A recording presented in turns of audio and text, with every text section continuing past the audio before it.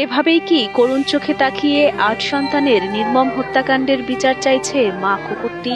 কুকুরটির ৮টি ছানাকে বস্তায় ভরে পানিতে চুবিয়ে হত্যার অভিযোগ উঠেছে পাবনার এক সরকারি কর্মকর্তার স্ত্রীর বিরুদ্ধে।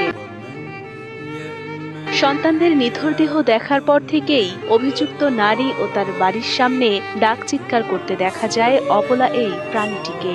মানুষের মধ্যেই পড়ে না এইরকম ভাবে এতগুলো কুকুরের বাচ্চাকে এরকম নৃশংসভাবে পানিতে ডুবিয়ে হত্যা করা, এটা একটা জঘন্য অপরাধ। এ চিত্র পাবনার ঈশ্বরদী উপজেলা নির্বাহী কর্মকর্তার বাসভবনের সামনে।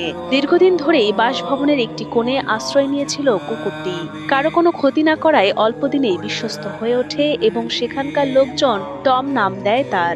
সপ্তাহখানেক আগে টম জন্ম দেয় ৮টি কুকুর ছানার। মায়া মমতায় আগলে রাখা সন্তানদের রবিবার সকালে খুঁজে না পেয়ে ছোটাছুটি করতে থাকে মা কুকুরটি। তার ছোটাছুটি দেখে স্থানীয়রাও খুঁজতে থাকে ৮ কুকুর ছানাকে। পরদিন পাশের এক পুকুরে ছানাগুলোকে বস্তাবন্দিভাবে মৃত অবস্থায় পাওয়া যায়। পরবর্তীতে জানা যায় কুকুর ছানাগুলোকে বস্তাবন্দি করে পুকুরের পানিতে ফেলে দিয়েছেন উপজেলা পল্লী উন্নয়ন ও সমবায় বিভাগের ক্ষুদ্র কৃষক উন্নয়ন ফাউন্ডেশনের কর্মকর্তা হাসানুর রহমান নয়নের স্ত্রী। ঘটনাটি জানাজানি হলে এলাকা জুড়ে সৃষ্টি হয় তীব্র ক্ষোভ ও শোকের। অবলা প্রাণীর প্রতি এমন পৈশাচিক আচরণে হতবাক সবাই।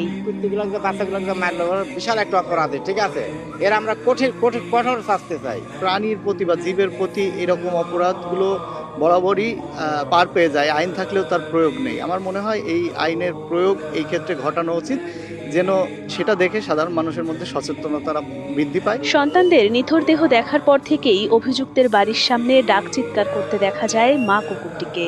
যেন এভাবেই অবলা প্রাণীটি চাইছে সন্তান হত্যার বিচার। এদিকে অভিযুক্ত হাসানুর রহমান নয়নের স্ত্রী কুকুর ছানাগুলোকে বস্তায় ভরার কথা স্বীকার করলেও এমন পৈশাচিক আচরণের পুরো দায়ভার চাপান এক দুধওয়ালার উপর।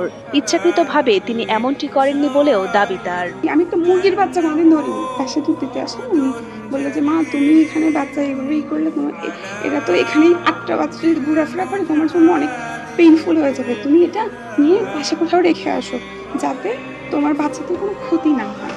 তো আমি তখন বললাম যে ঠিক আছে, তাহলে আপনি এগুলো একটু কষ্ট করে যদি ব্যাগে উঠায় দিতে পারেন আমি একটু সাইডে দিয়ে দিই। এখন এটা আমাকে ব্লেম করা হচ্ছে যে আমি ফেলে গেছি।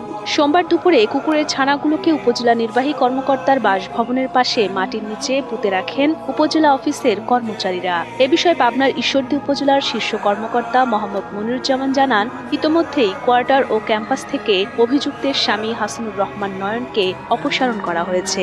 আসলে দুঃখজনক ঘটনা।